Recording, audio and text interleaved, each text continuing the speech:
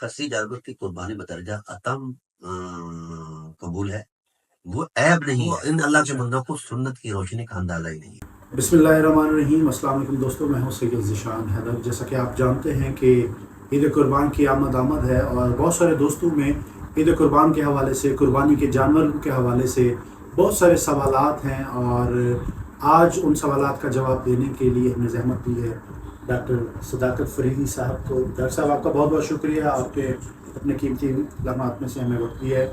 Doctor صاحب، عید قربان کی جیسا کہ آمد ہے، اور یہ بہت ایک نارمل سا کوشچن ہوتا ہے لوگوں کے ذہنوں میں، منڈیوں میں، اور جب جانور تلاش کرنے جاتے ہیں تو جانور جو کہ قربان کیا جاتا ہے، جو کہ حلال جانور بھی ہے اور قربانی کے لیے بھی جائز ہے، اس کی کیا خصوصیات اور کیا فیچرز ہوں گے کہ اس حلال جانور کی قربانی ہو سکتی ہے، ادروائز نہیں ہو سکتی؟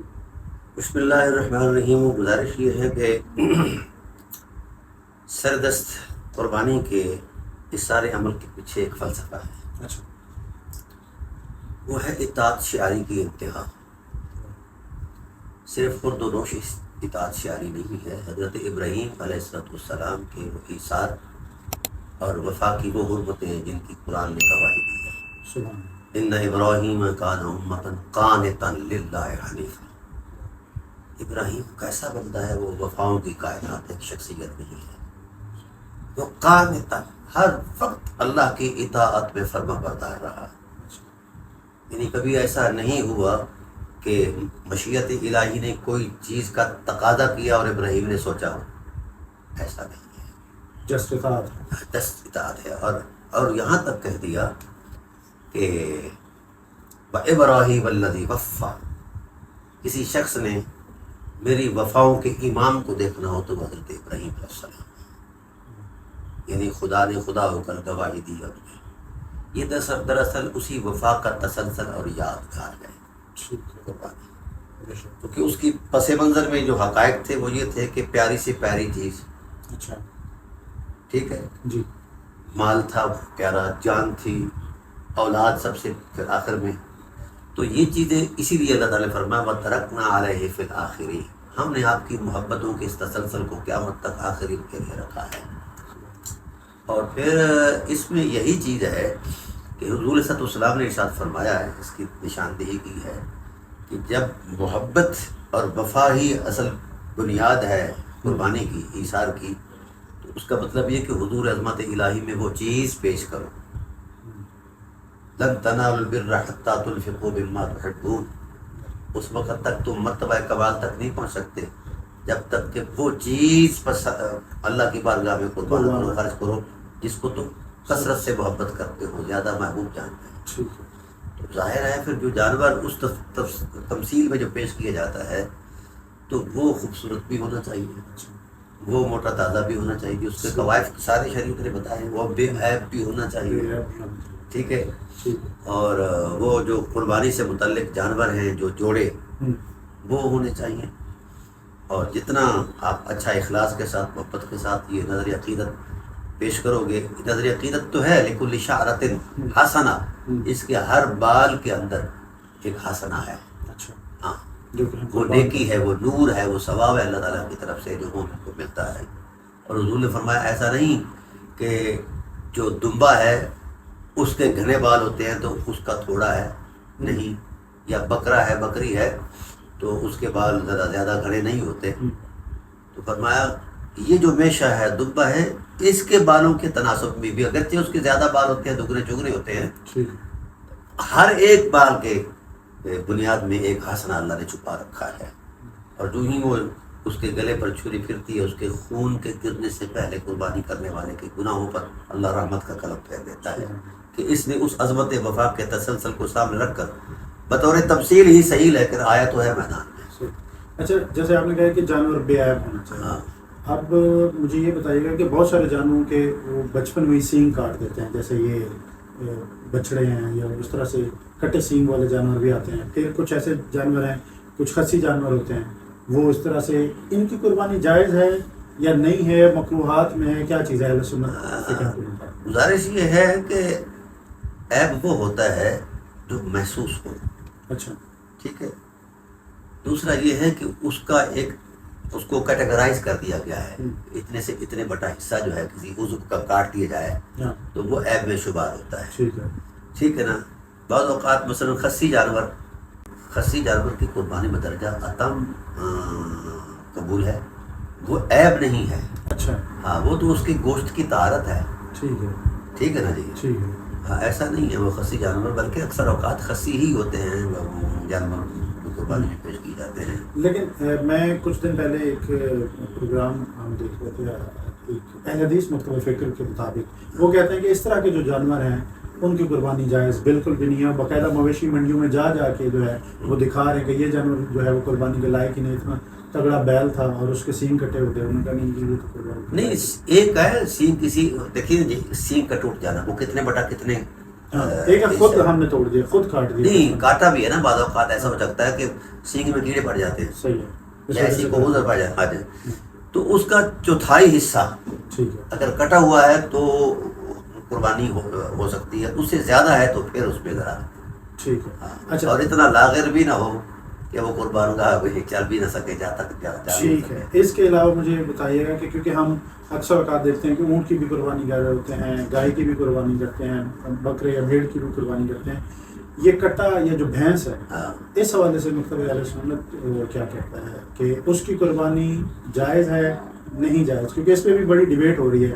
اہل حدیث کے مطابق جو ہے وہ کہتے ہیں کہ بالکل شرعاً حرام ہے، اس کی قربانی جائز ہے ہی. اس کا گوشت حلال ہے، وہ کہتے ہیں ویسے کھائیں حلال ہے، لیکن چونکہ حضرت صلی اللہ علیہ وسلم کی سنت کے مطابق نہیں ہے، انہوں نے کبھی جو ہے وہ بھینسا نہیں اصل میں نا وہ ان اللہ کے بندوں کو سنت کی روشنی کا اندازہ ہی نہیں ہے. اچھا سنت یہ سمجھتے ہیں کہ جو ان کی نظر میں آئے، ٹھیک ہے، جو انہوں نے بظاہر دکھا. سنت اصول دین ہے، اوکے ٹھیک ہے نا جی. اس اصول دین کی روشنی میں جو اس زاویے میں آتا ہے وہ سنت یہی کے درجے میں ہوتا ہے، ٹھیک ہے ٹھیک ہے نا جی. میں عرض کرتا ہوں یہ گائے کے حکم میں ہے، گائے یہ بھینس جو ہے حلال جانور ہے. ٹھیک ہے اب رہا کہ سرور عالم صلی اللہ علیہ وآلہ وسلم نے اس کو استعمال نہیں کیا، اس کی قربانی نہیں کی. حضور نے تو کبھی انڈا نہیں کھایا، یہ کیوں کھاتے ہیں؟ بہت ساری چیزیں ایسی ہیں جو اس علاقے میں ایز اے کلچرل سٹیٹس کوئی چیز پائی نہیں گئی. اوکے یہ وہاں کا جانور نہیں تھا، یہ وہاں کا جانور ہی نہیں تھا، ہاں. اس جغرافیے کے اندر کا جانور بھی نہیں تھا. تو یہ اگر اس پر کوئی ایسی بات ہوتی تو وہ صاحب شریعت صلی اللہ علیہ وسلم اس پر منع کر دیتے کہ بھینس یا اب اس کا بھینس کا دودھ تک پیتے ہو. جی وہ کہتے ہیں ویسے جانور حلال ہے لیکن قربانی نہیں اس کی جائز. وجہ کیا ہے؟ کہ حضرت صلی اللہ علیہ وسلم نے کبھی کی نہیں، ایسا نہیں ہے. یعنی کہ مکتب اہل سنت میں یہ حضور صلی اللہ علیہ وسلم نے ارشاد فرمایا الحلال بین والحرام بین بین الحلال والحرام مشتبہات ٹھیک ہے من اتقى من الشبہات فقد استبرأ الایمان. ٹھیک ہے اللہ نے حلال چیزوں کو بھی بیان فرما دیا ہے اور حرام کو بھی بیان کر دیا ہے، ٹھیک ہے. یعنی کہ جو حلال جانور ہیں اس کی قربانی کر سکتے ہیں، بالکل کر سکتے ہیں. ہرن کی قربانی بھی ہو سکتی ہے. ہرن کی قربانی عرف میں نہیں کی جاتی، اگر کسی نے پالا تو کرے. اچھا ہاں جیسے یہ اب یہ گلگت بلتستان کے علاقوں میں وہ جو بڑے جو مینڈے ہوتے ہیں ہاں اس کی وہ قربانی بھی ہوتی ہے. بندے لے آتے ہیں. وہ ایک بڑا مشہور ٹک ٹاکر ہے، اس نے لاسٹ ایئر جو 2-3 مینڈے کی، اس پہ بھی لوگ سوال کر رہے تھے کہ اس جانور کی جو ہے یہ جنگلی جانور ہے، اس کی ایسا قربانی نہیں، ایسے نہیں ہے، وہ جنگلی پالتو بھی تو ہوتے ہیں نا. ہاں وہ وہاں کے علاقے میں تو پالتے ہیں، اس کلچر میں تو اس جانور کو پالا جاتا ہے.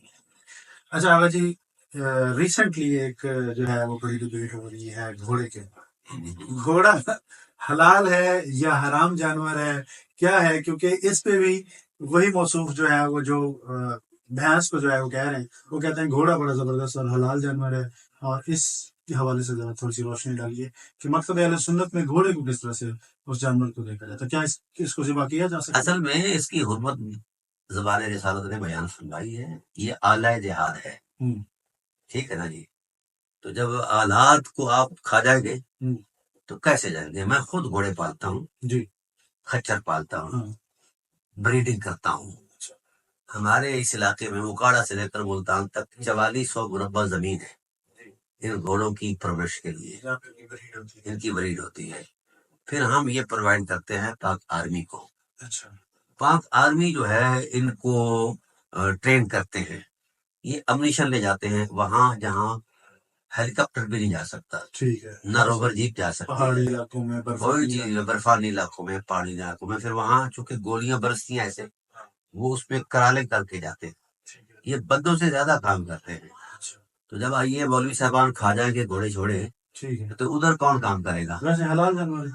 جی جب رسول نے روک دیا ہے پھر کہاں اس کا حلال ہونا رہا ہے؟ اوکے ٹھیک ہے، نبی پاک نے منع کر منع دیا کر دیا ہے۔ کیونکہ وہ عالم دین صاحب یہ فرما رہے تھے کہ ایک تو جو کہ حلال جانور ہے، اور دوسرا اگر آپ اس کو ذبح کر کے کھاتے نہیں ہیں، لیکن جو کہ جب آپ ساری زندگی اس کو استعمال کرتے ہیں، اینڈ پہ جو ہے اسے ویسے مرنے کے لیے نہ چھوڑ دیا جائے بلکہ اس کو ذبح کر دیا جائے۔ ہمارے ہاں کیا کرتے ہیں وہ لوگ، جو کہ ایک پورا ڈپ کمانڈر جو ہوتا ہے اس کو ڈیل کرتا ہے، جب یہ لاغر ہو جاتا ہے جانور، چلنے پھرنے کے اہل نہیں رہتا، یا اس کو یہ بریڈ نہیں کر سکتا، بچہ نہیں دے سکتا، تو پھر وہ اس کو شوٹ کر دیتے ہیں۔ اوکے، ہاں، تو اس کا مطلب ہے ہمارے ساتھ ایسا ہوا کہ ہمارا ایک مشیرہ تھا بڑا خوبصورت کمال قسم کا، جی، لوگ اسے دور دراز سے آ کر دیکھا کرتے تھے، اس کو نظر لگ گئی، اس کا کہیں پاؤں میں موچ آئی، تو ہم نے اس کو پاؤں باندھنے والے کو جو ہڈی جوڑ ہے اس کو بلوایا، اس ظالم نے اس پر وری باندھ دی، اچھا، وہ گل گیا، سڑ گیا، اس کا پاؤں جو ہے زخمی ہو گیا، پاؤں جو ہے نا تقریباً آدھا فٹ کٹ گیا۔ ٹھیک ہے، اب وہ 3 پاؤں پر چلتا تھا، تو خوبصورت بڑا تھا، ہمارے بچوں کا دل اسے لگ گیا، لیکن اس کو پھر کرنل صاحب نے بلوا کر شوٹ کروایا، تو میں تھوڑا سا الجھ گیا کرنل صاحب سے کہ یہ معصوم جان ہے، اور کیا خوبصورت ایک مورت قدرت کی طرف سے، اور آپ نے اس کو ایسا کر دیا۔ وہ وقتی طور پر تو وہ میرا حیا کر گئے، یا وہ ڈانٹ پھانٹ پر وہ خاموش رہے۔ بعد میں انہوں نے مجھے کہا کہ ڈاکٹر صاحب گزارش یہ ہے کہ اگر ہم ایسا نہ کرتے تو یہ ایسا غیور جانور ہے کہ یہ ساری عمر خوار رہتا، 3 پاؤں پر کیسے سارا وقت بتاتا، آخر میں بھی اس نے یہاں آنا تھا، تو چلو اس کو ہم نے عزت کے ساتھ اس کو رخصت کیا۔ ٹھیک ہے، آگے جی واپس اپنے موضوع کی طرف آتے ہیں، جی، کیونکہ ہم قربانی کے موضوع پہ گفتگو کر رہے ہیں۔ مجھے یہ بتائیے گا کہ قربانی کے ایک جانور میں کتنے حصے شامل ہو سکتے ہیں؟ کیونکہ کچھ لوگ کہتے ہیں کہ صرف 7 حصے ہونے چاہیے، کچھ کہتے ہیں کہ 700 تک بھی جا سکتے ہیں۔ نہیں، یہ اندازے لوگوں کے 7 حصے ہی ہوتے ہیں، 700 تک کیا کرو گے، پھر ایک بوٹی آئے گی۔ ٹھیک ہے، یعنی کہ ہم ویسے اس کو دیکھو نا، ایک حصہ ایک جانور کے قائم مقام ہے، ایک بکرے کے یا ایک چھترے کے، ٹھیک ہے، اب اس حصے کو آپ نے 3 اعتبار سے تقسیم کرنا ہے، ٹھیک ہے، اپنی ذات کے لیے، خاندان کے لیے، غربا اور مساکین کے لیے، ٹھیک ہے نا، یہ اس کی تقسیم ہے۔ اب اس کی تقسیم کے تصور میں جس وقت آپ اگر 700 حصہ ادا کر لیں تو تقسیم کس کو کریں گے؟ ٹھیک ہے، یہ فلسفی غلط ہے۔ 7 حصے ہونے چاہیے بڑے جانور، چھوٹے جانور میں بھی حصے ہو سکتے ہیں؟ نہیں، وہ ایک ہی، چھوٹا جانور ایک ہی۔ اچھا، آگے جی حصہ کرتے وقت اکثر ہم یہ تقریباً ہر دوسرے تیسرے گھر میں، یہ آپ کی آبزرویشن بھی ہوگی کہ جیسے ہی لوگ ذبح کرتے ہیں، قربانی کرتے ہیں، اپنے پسندیدہ جو ہے وہ چیزیں نکال لیتے ہیں کہ یہ جی ابھی فوراً پکانے کے لیے دیکھیں، اس حوالے سے جیسے شرعی اصول ہے، ران نکال لیتے ہیں لوگ۔ حضور سید عالم صلی اللہ علیہ وسلم نے ارشاد فرمایا جو چیز اپنے لیے پسند کرو دوسرے کے لیے بھی وہی پسند کرو۔ ہمارے کلچر میں ہمارا، چونکہ میں دیہاتی آدمی ہوں، وہاں ایسا نہیں کرتے، اچھا، وہاں سارے گوشت کو ٹکڑے کر کے بوٹیاں بنا کے برابر برابر تقسیم کرتے ہیں۔ پہلے تو وہ اندازے سے حصے بنایا کرتے تھے، اب وہ میجرمنٹ کرتے ہیں، ترازو کر لیتے ہیں، تول لیتے ہیں، ہر حصہ ہر حصے میں آتا ہے، اور آنا بھی چاہیے۔ جو لوگ اس طرح سے نہیں کرتے، یعنی کہ کلیجی نکال لیتے ہیں پہلے جی بھوننے کے لیے دیتے ہیں، ان کے لیے آپ کیا کہنا چاہیں گے؟ دیکھیے، اصل میں نا کلیجی دوسرے حصوں کی بنسبت آج کل زیادہ مہنگی نہیں ہوتی، ذرا سستی ہوتی ہے، تو بھوک لگی ہوتی ہے لوگوں کو، ٹھیک ہے نا، جلدی جلدی چلو کچھ بن جائے، ہاں، وہ اس کی اتنی بڑی اہمیت نہیں، اتنی مطلب ہے اکثر سادہ دوسرے گوشت کی ہے۔ اچھا جی، اسی طرح سے مجھے یہ بتائیے گا کہ جب ہم قربانی تقسیم کرتے ہیں تو اس حوالے سے جو آپ نے 3 حصے بتائے ہیں، اس میں جو رشتہ دار ہیں اگر غریب بھی وہ ہیں، ہاں، تو وہ جو تیسرا حصہ ہے وہ بھی ان میں تقسیم کیا جا سکتا ہے؟ دیکھیے، قرابت داروں کے 2 حق ہیں، حق قرابت بھی ہے، حق غربت بھی ہے، ٹھیک ہے، ہاں، لیکن اس میں ایک چیز یہ بھی ملحوظ رہے کہ بعض اوقات بعض لوگ ایسے ہوتے ہیں مساکین جن کا کوئی رشتہ دار نہیں ہوتا، اچھا، کوئی پردیسی آ گیا، کوئی مسافر آ گیا، کوئی مسکین آ گیا، ٹھیک ہے، تو یہ دن جو ہے اصل میں اللہ تعالیٰ کی طرف سے پوری مخلوق کی دعوت ہوتی ہے. اس لیے حضور نبی کریم صلی اللہ علیہ وسلم نے فرمایا کہ فَإِنَّهَا الْأَيَّامُ أَكْلٍ وَشُرْبٍ وَبِعَالٍ لَا تَصُومُوا فِي هَذِهِ الْأَيَّامِ. ان دنوں میں روزہ رکھنا حرام ہے. حالانکہ روزہ عملاً اس عبادت ہے، مقصودہ عبادت ہے، لیکن ان دنوں میں روزہ حرام ہے. وہی عبادت حرام ہے. رسول اللہ صلی اللہ علیہ وسلم سے پوچھا جائے کہ یا رسول اللہ یہ کیسے حرام ہے؟ اس میں حرمت والی کیا چیز ہے؟ فرمایا جب اللہ تعالیٰ کی ذات نے ان دنوں کے اندر 3 درجے رکھے ہیں. یہ کھانے پینے کا دن ہے، شرب اکلی و شرب کھانے پینے کا دن ہے، وب آل اور گھریلو معاملات کے دن ہیں. تو بھائی جب اللہ تعالیٰ کی ذات کی طرف سے یہ دعوت ہے تو تم اس کی دعوت کو کیوں رد کرتے؟ ٹھیک ہے. وہ ہے نا جی قصر نماز. جی جی جی جی. حضرت عمر رضی اللہ تعالیٰ عنہ نے کہا کہ یا رسول اللہ قصر نماز کا حکم دیا گیا، آپ کی شریعت نے بھی طے کر دیا ہے، پر میں تو جری آدمی ہوں، میں تو پڑھ سکتا ہوں. جناب نے تنبیہ فرمایا حضرت عمر رضی اللہ عنہ کا، عمر ہوش کر، اللہ کی طرف سے رعایت کو تو قبول نہیں کرتا. اللہ نے رعایت دی اس کو قبول کرو. آج کل ایک مویشی منڈیوں میں بہت سارے، ویسے تو بہت فراڈ ہوتے ہیں، لیکن آج کل جو ایک فراڈ بہت مشہور ہوا وہ یہ ہے کہ دمبے کے اوپر ریت شیت بھار کے اس کے اوپر ایک الگ سے کھال جو ہے وہ سی دی جاتی ہے، یا ویسے اس کا وزن بڑھانے کے لیے کھالیں سی دی جاتی ہیں. اس حوالے سے آپ کیا کہنا چاہیں گے؟ وہ حضور علیہ السلام کا ارشاد ہے من غش فلیس منا، جس نے جس انداز کی ملاوٹ کی وہ ہم میں سے نہیں ہے. اچھا. آج کل تو ویسے یعنی یہ تو ہو ہی رہا ہے نا جی. تو یہ جانور جو ہیں ہمارے چوری بھی ہو رہے ہیں. ہمارے 2 بکرے یہاں سے چوری ہوئے ہیں کل. اچھا. ہاں جی، وہ بھی جا کے قربانی کریں گے. قربانی کریں گے یا کھائیں گے یا بیچیں گے. ٹھیک ہے. تو یہ چیزیں، یہ لوگوں کا جو طرز عمل ہے، یہ جو رویے ہیں، یہ اسلام سے تو متعلق ہی نہیں ہے. جو چیز ہے اگر کوئی عیب دار ہے اس کا عیب بتاؤ، ٹھیک ہے. تو عیب نہ بتا کر کسی چیز کا بیچنا یہ سخت گناہ. ٹھیک ہے. جانور کی جو ایک خاص عمر ہوتی ہے، ہاں، وہ کتنی ہونی چاہیے تو وہ قربانی کے لائق ہو جاتا ہے؟ بڑا جانور جو ہے وہ اسے 2 دانت جس وقت اس کے ہلنے لگ جائیں، دوندا اسے کہتے ہیں. ٹھیک ہے. یا 2 سال مکمل ہو جائیں. تو چھوٹا جانور جو ہے وہ سال کا بھی ہے. اور یہ جو میشہ ہے، یہ جیسے دمبا کہہ لو یا دوسرا چھترا کہہ لو، یہ اگر پلا ہوا ہے تو 6 ماہ کا بھی چلتا ہے. ہاں، جیسے کچھ جانور جو ہے وہ اپنی ایج سے بڑے لگتے ہیں، 6 ماہ کے ہوتے ہیں لیکن وہ بڑے لگتے ہیں تو وہ بھی چل جاتے ہیں. اگر جی ہمارا ایک سیگمنٹ ہے چھوٹا سا ریپڈ فائر. اچھا، میں 2 علماء کے نام لوں گا اور ان میں سے جو ہے وہ آپ نے اپنی پسند کے مطابق کسی ایک کو چننا ہے. اس کا ہرگز یہ مطلب نہیں ہے کہ دوسرا آپ کو ناپسند ہے، وہ لوگوں کی اپنی تشریح ہوگی. آپ کے سامنے میں 2 نام رکھوں. میں عرض کرتا ہوں اس معاملے میں نا جی، قرآن کریم کا ایک قاعدہ ہے، اچھا، وفوق کل ذی علم علیم، ہر علم والے سے اوپر علم والا موجود ہے. ایک بات تو یہ ہے. دوسری بات یہ ہے لکل فن رجال، ہر ایک فن کے لیے رجال ہیں. ٹھیک ہے. ہر ایک کا دائرہ کار ہے. آپ کو میں ایک بات چھوٹی سی سمجھاتا ہوں.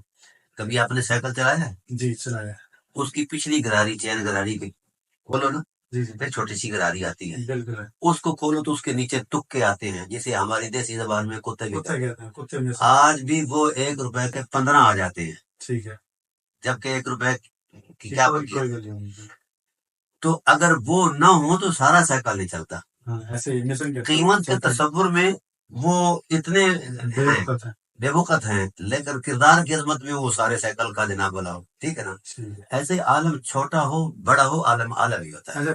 پھر بھی آپ نے اپنی پسند کے مطابق کوئی ایک نام بتانا ہے. جی جی جی بتائیے. مفتی کبھی صاحب یا مفتی منیب الرحمان صاحب؟ دیکھیے جی، خدمات کے اعتبار سے مفتی منیب الرحمان صاحب جو ہے. مفتی منیب صاحب یا ناصر مدنی صاحب؟ دیکھیے ناصر مدنی صاحب باقاعدہ عالم نہیں ہے، وہ باعث ہیں. اچھا. مفتی منیب صاحب عالم ہے. ٹھیک ہے. مفتی منیب یا ابتسام الہی زرین؟ یہ کیسا کمپیریزن ہے؟ وہ ان کا مفتی صاحب کا کیلیبر کتنا بڑا ہے. یہاں بھی مفتی صاحب ہی. اچھا. مفتی منیب صاحب یا طاہر اشرفی؟ یہاں بھی مفتی صاحب ہی ہیں. طاہر اشرفی کوئی سنجیدہ عالم دین تو نہیں نا. اچھا. اچھا جی. مفتی منیب صاحب یا مفتی طارق مسعود صاحب؟ مفتی منیب صاحب پھر بھی کیونکہ مفتی طارق مسعود صاحب کوئی سنجیدہ آدمی نہیں ہے. مفتی منیب صاحب سے میرے علمی اختلاف ہے، میں نے ان کے خلاف کتاب لکھی ہے. اچھا، لیکن پھر بھی آپ مفتی منیب کو ہی سلیکٹ کری جا رہے ہیں. ہاں اچھا جی، مفتی منیب صاحب یا مولانا طارق جمیل صاحب؟ ہاں مولانا طارق جمیل صاحب. ٹھیک ہے، مولانا طارق جمیل صاحب یا ثاقب رضا مصطفی صاحب؟ دیکھیے جی، طارق جمیل صاحب کا قد کاٹھ بڑا ہے. یہ دونوں بزرگ جو ہیں یہ معتدل طبقات کے اندر مقبول ترین ہیں، اور یہ میرے دوست ہیں. طارق جمیل صاحب بھی میرے دوست ہیں، اور وہ ثاقب رضا صاحب. ان دونوں میں سے کس دوست کو سلیکٹ کریں؟ دونوں ہی قابل احترام ہیں، لیکن کسی ایک کو سلیکٹ کرنا. اب میں بریلوی ہونے کی نسبت سے پھر میں ثاقب صاحب کی بات ہی کروں گا. ٹھیک ہے، ثاقب رضا مصطفی صاحب یا مفتی حنیف قریشی صاحب؟ میں پھر بھی ثاقب صاحب سے کروں گا. ٹھیک ہے جی، ثاقب رضا مصطفی صاحب یا آخری ہیں ہمارے انجینئر محمد علی نور صاحب؟ دیکھیے، آپ عالم اور غیر عالم کا موازنہ کر رہے ہیں. قرآن کہتا ہے هل يستوي الذين يعلمون والذين لا يعلمون. ہم نے وہ انہوں نے کہاں پڑھا ہے علم؟ اچھا، اگر وہ علم پڑھتے تو اس طرح کی مطلب یہ فحش باتیں کرتے ہیں. یعنی کہ صرف یوٹیوبر ہیں والے. یوٹیوب پھر آپ ثاقب رضا مصطفی. ثاقب رضا جی آغا جی، بہت بہت شکریہ. آپ نے بہت سارے ہمارے جو علمی سوالات تھے ان کے جوابات دیے، اور لوگوں کی میرے خیال میں قربانی کے حوالے سے بہت ساری جو ان کی ذہن تھے یا مشکلات تھیں ذہنی، وہ دور ہوئی ہوں گی. بہت بہت شکریہ. انشاءاللہ وقتاً فوقتاً پھر آپ سے وقت لیا جائے. بہت بہت شکریہ. آپ ہمارے اس چینل کو بھی بڑا ڈھیر سارا پیار دیجیے، جس طرح آپ نے پچھلے چینل کو بڑا پیار کیا ہے. آپ کا بہت بہت شکریہ. انشاءاللہ اگلے پروگرام میں ایک نئے موضوع کے ساتھ ملاقات ہوگی. تب تک کے لیے اجازت دیجیے. اللہ حافظ.